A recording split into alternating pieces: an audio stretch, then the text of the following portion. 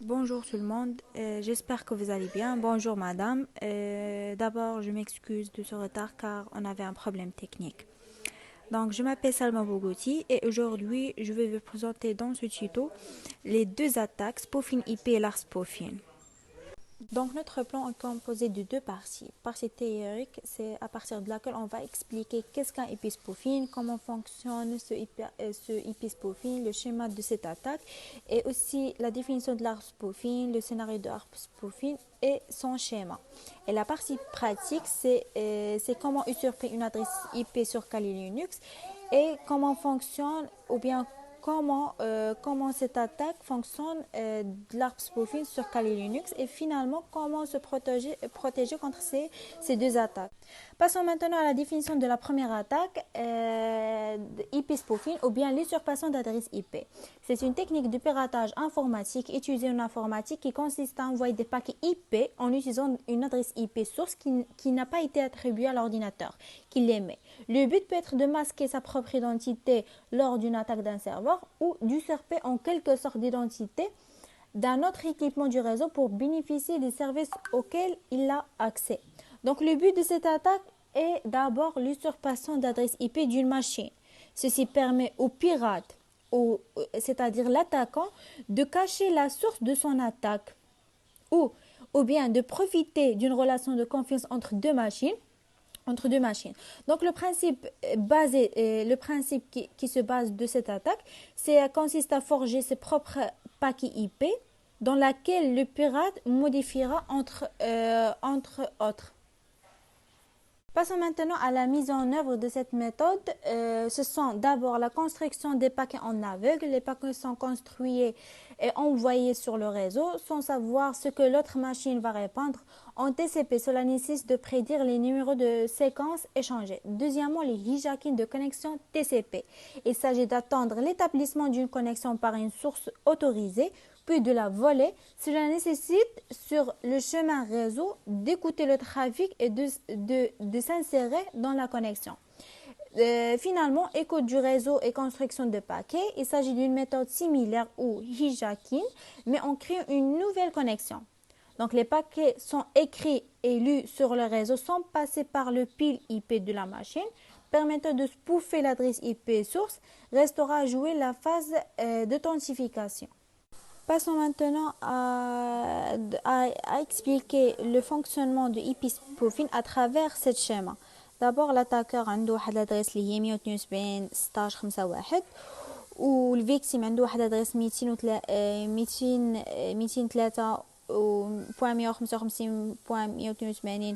203.155.182.1 وواحد السيرفر اللي يقدر يكون اي سيرفر كيلكونك وعنده واحد لادريس. هنا خدينا ويب سيرفر اللي عنده واحد لادريس 200.1.1.1. Donc, dans l'entête IP du paquet spécialement coincé, il a une adresse IP source اللي هي 203.155.182.1 اللي ماشي لادريس ديال لاتاكور، لادريس ديال الفيكتيم، حيت قلنا بان لا باز ديال هاد ليسيرباسيون دادريس اي بي كتاخد كيسيربي واحد لادريس اي بي ماشي ديال ماشين ديال واحد اخر. دونك لو بيت ديالو كيكاشي لادريس اي بي ديالو كيستخدم واحد لادريس اي بي واحده اخرى. Donc qui appartient à la machine ديال victime potentiel et non à la véritable adresse de l'attaquant. Donc lorsque le serveur web reçoit le paquet, il doit répondre. Donc logiquement فاش غيوصل ليه واحد الباكي خاصو يجاوب. Il voit que l'adresse IP de l'expéditeur اللي هي 203.155.182.1 ديال فيكتيم ماشي ديال لاتاكور. دونك فاش غادي يبغي يجاوب هاد السيرفر ما غاديش يجاوب لاتاكور، غيجاوب فيكتيم. Donc, les attaquants utilisent principalement l'usurpation d'adresse IP comme technique pour contourner les filtres, les listes d'accès ou même les dispositifs de sécurité qui agissent comme des contre-mesures pour les attaques d'usurpation d'identité. Passons maintenant à la partie pratique, comment usurper une adresse IP sur Kali Linux avec ma collègue Aya Fauti et Nouhaila Bouhouch et comment sécuriser notre système. Après, je vais vous expliquer la deuxième attaque, ARP Spoofing. Donc, dans cette petite vidéo, on va voir comment usurper votre adresse IP. Premièrement, on va voir notre adresse IP. Je vais aller sur Internet. et je vais écrire what is my IP address. What is my IP address? Donc voilà, mon adresse IP actuelle. Après, je vais aller dans un nouvel onglet et je vais rechercher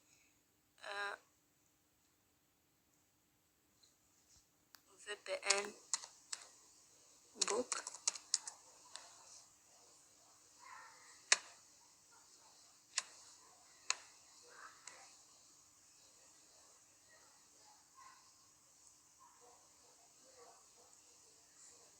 Je vais aller sur FreeVPN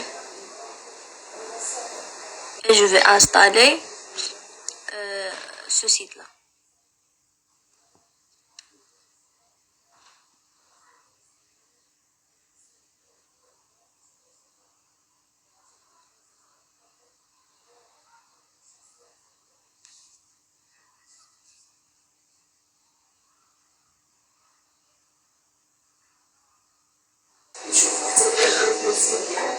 Donc voilà, et je vais appuyer sur Save File. Maintenant, il est enregistré. Après, je vais aller sur mon terminal.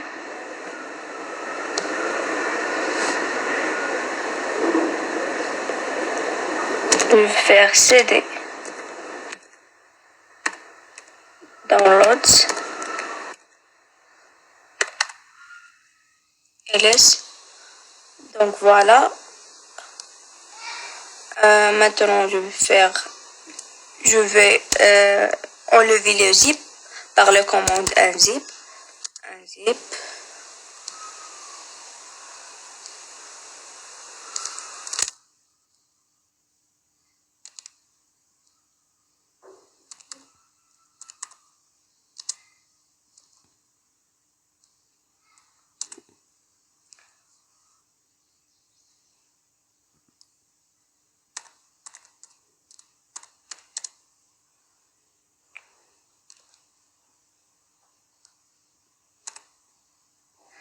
Voilà, donc maintenant je vais faire mon username et mon password. Je vais le retrouver ici.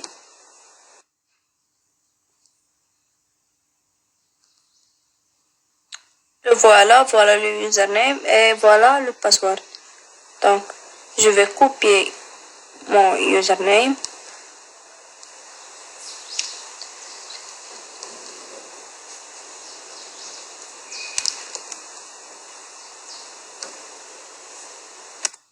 Je vais faire le password. S3 CNX S3 TNCX 6 S3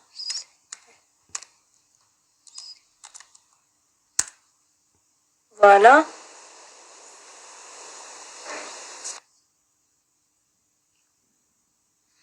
Et maintenant, je vais revoir mon adresse IP.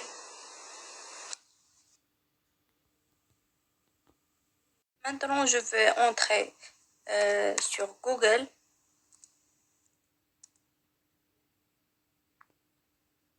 Je vais faire à nouveau what is my IP address. Voilà l'adresse qu'on a trouvée et voilà l'adresse qu'on a au début. Donc l'adresse IP a changé et comme ça on a usurpé l'adresse IP. Les entreprises de pare-feu, les serveurs proxy et des zones démilitarisées DMZ déploient de plus en plus de tactiques de ce type pour protéger leur réseau privé de dangers d'Internet, mais toutes les attaques ne viennent pas de l'extérieur. Le maillon faible de la chaîne est le LAN. Un pirate qui se trouve déjà dans le réseau dispose de 1000 façons pour accéder au trafic de données et le manipuler à sa guise. Les pirates internes tirent profit de la vulnérabilité des protocoles ARP. Ceci est utilisé les réseaux Ethernet basés sur IPv4 pour résoudre des adresses IP en adresse MAC et rapporter les problèmes de sécurité à les administrateurs. Donc l'ARP est un protocole qui, de par sa conception, expose les réseaux informatiques et leurs composants à des vulnérabilités et des dangers qui sont faciles à exploiter lorsque l'on connaît bien son fonctionnement. Nous allons ici étudier la définition de ce ARP spoofing, le fonctionnement des attaques et utiliser le protocole ARP, puis essayer de donner des pistes pour s'en protéger. Passons maintenant à la définition de cette attaque ARP spoofing. L'ARP spoofing, c'est que les hackers envoient des faux paquets ARP afin de passer inaperçus entre deux systèmes communicants pour intercepter ou manipuler leur trafic de données.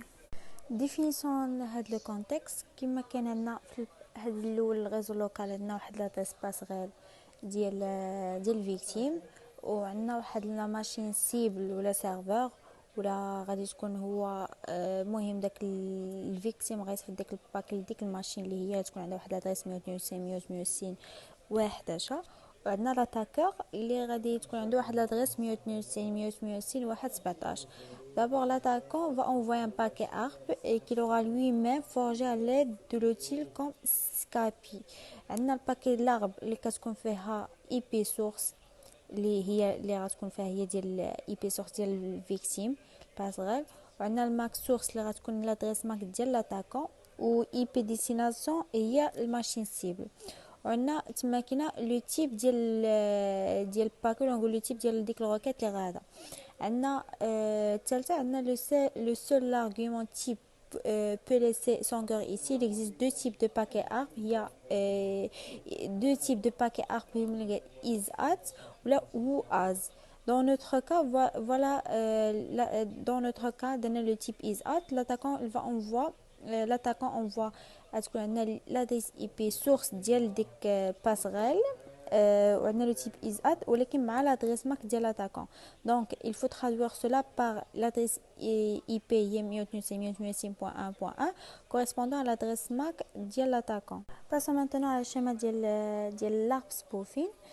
Ici le pirate possède l'adresse MAC qui est 00.0c qui est l'adresse MAC ديالو le serveur MAC عنده le serveur عنده l'adresse MAC ديالو ou la table d'adresse MAC chez le client ressemble donc à cela.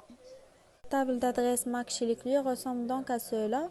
عندنا الجيتوي لوكال عندنا اي ماشين عندنا في لا بروميير فوتو عندنا 3 ديال لي ماشين على حسب الشيما اللي عندنا 3 ديال لي ماشين على كل ماشين عندنا ديال جيتوي لوكال بيرات لوكال اي سيرفور لوكال فهاد ال 3 ماشين كل وحده عندها سيرفور اي بي ادريس سا بروبر اي بي ادريس و سا بروبر ادريس ماك.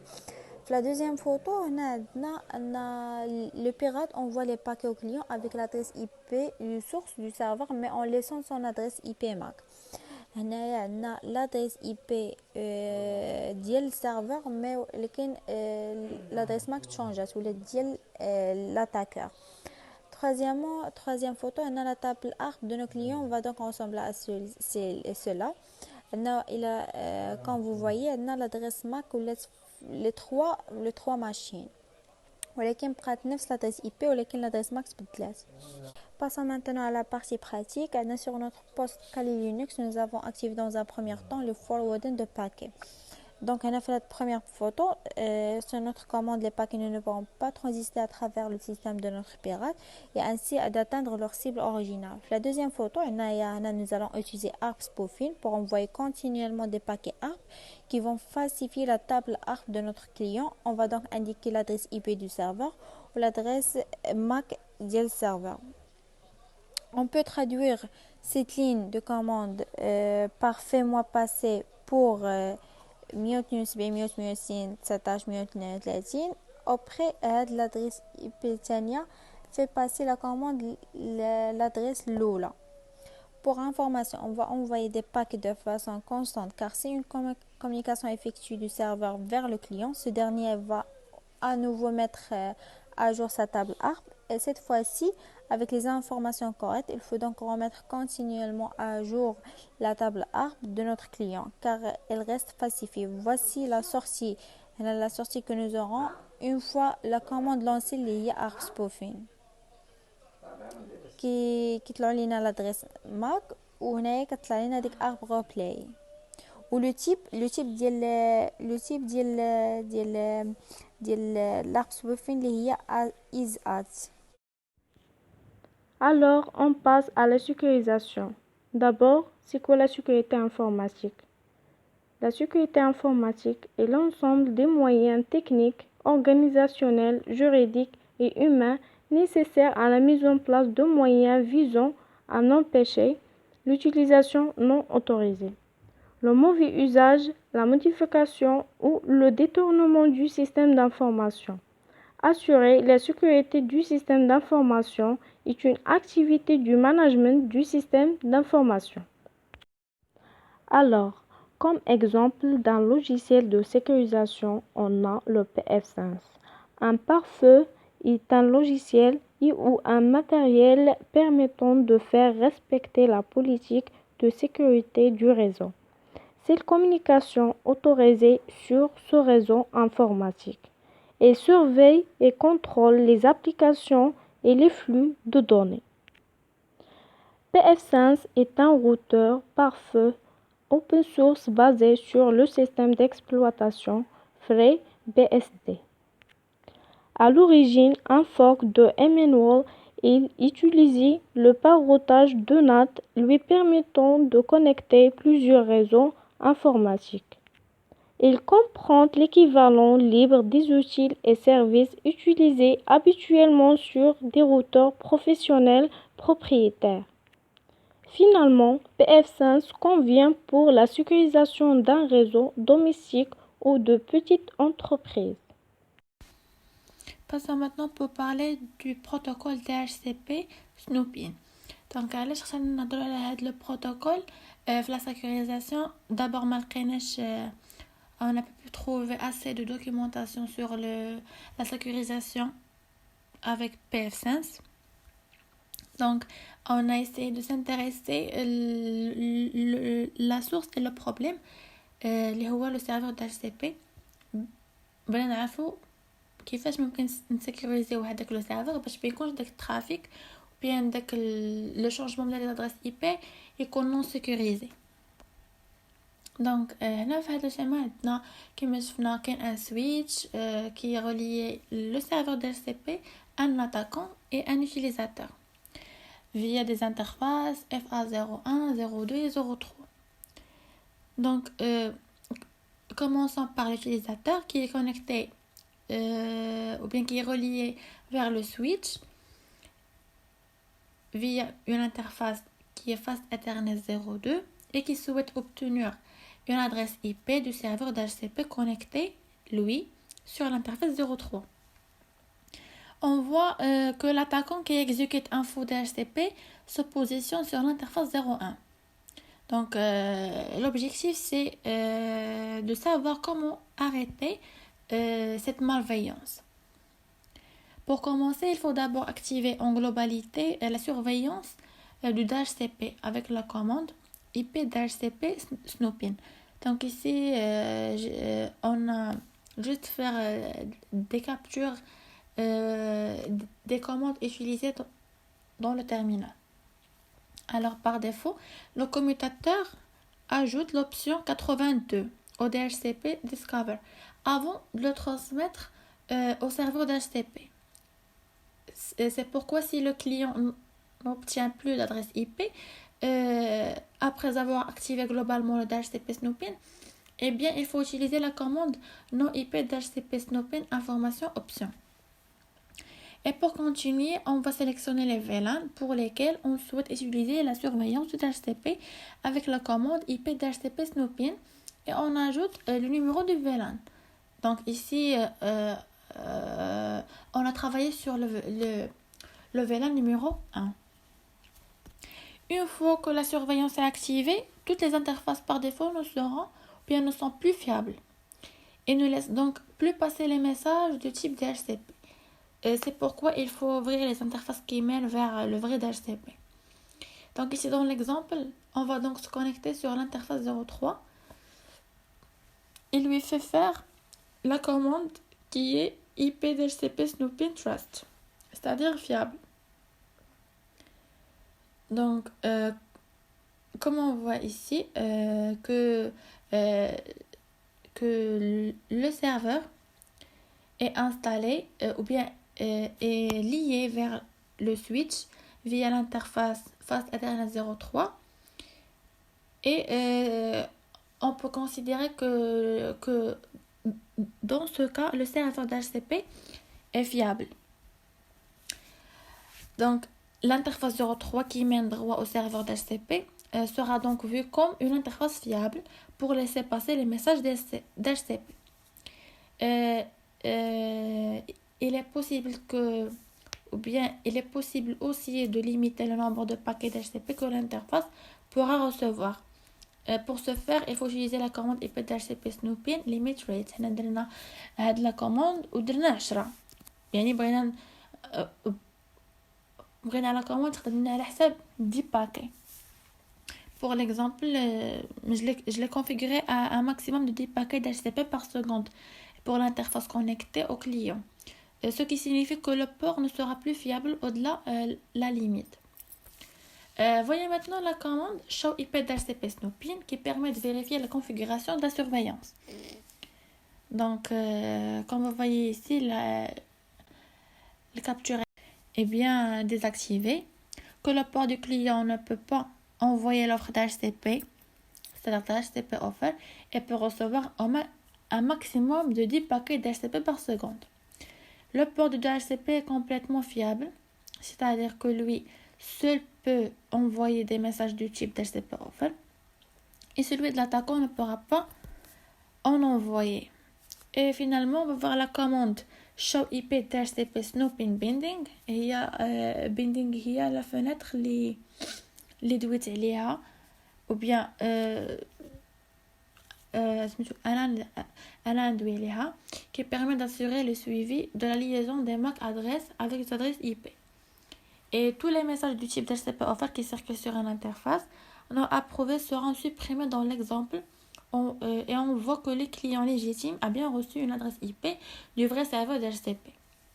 Donc, comme résumé هادشي كامل هو أننا نحاول نمشيو سيكوريزيو داك لو سيرفر DHCP علاش حيت هو اللي كيعطينا لي زادريس IP يعني الا سيكوريزينا هو غادي تسيكوريزاو لينا كاع لي ترافيك ديال لي زادريس اي بي ما بين لي كليون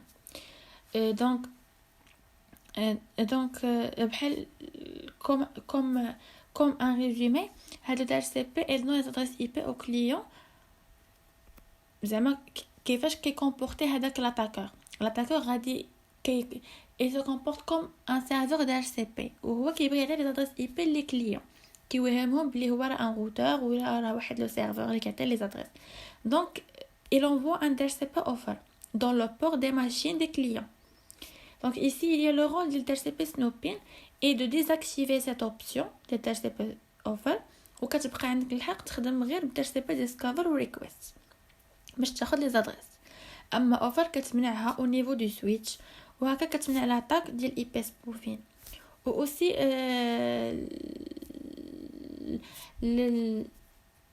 لا كوموند اللي خدمنا بها ديال شو اي بي DHCP Snoopin Binding هذيك بيندينغ راجعه لو بروتوكول REP Inspecting. علاش حيت هذا البروتوكول كتكون فيه واحد لا طابل سميتها طابل بيندينغ. هاد لا طابل كيكون مستوكي فيها لي زادريس ماك و لي زادريس اي بي ديالهم يعني فاش غادي يجي فاش غادي شي اتاكور غادي يبغي يبدل لادريس ولا بيان غير انا مانيوالمون غنبغي نبدل لادريس اي بي ديالي فاش غادي يمشي غادي يفيريفي ليا واش زعما هاد لو DHCP Snoopin غيفيريفي واش هاد لادريس اي بي عندها واحد لادريس ماك عنده الا كانت منطبقه ليها راه غتخدم ما كانتش غادي يحبسوا وغادي يبلوكيو وغادي تحبس لو بور يعني ما غاديش نتمكن انني ناخذ داك لادريس حيت تقدر تكون عند شي حد اخر ونقدر انا ناتاكيه. Comme conclusion, l'IP spoofing est une attaque qui exploite les relations de confiance en amont que tu veux être connecté à tout le reste. Si le système est connecté à l'Internet et fournit des services, elle est vulnérable à l'attaque. En étudiant les méthodes d'attaque, nous apprenons au fonctionnement de l'usurpation d'adresses IP et pouvons ensuite identifier les faiblesses d'un système. En examinant les contre-mesures, nous apprenons ce que nous devons faire pour la défense et ce que nous n'avons pas besoin d'avoir en termes d'application de service. Pour tout ça, il faut bien sécuriser. Merci de votre attention.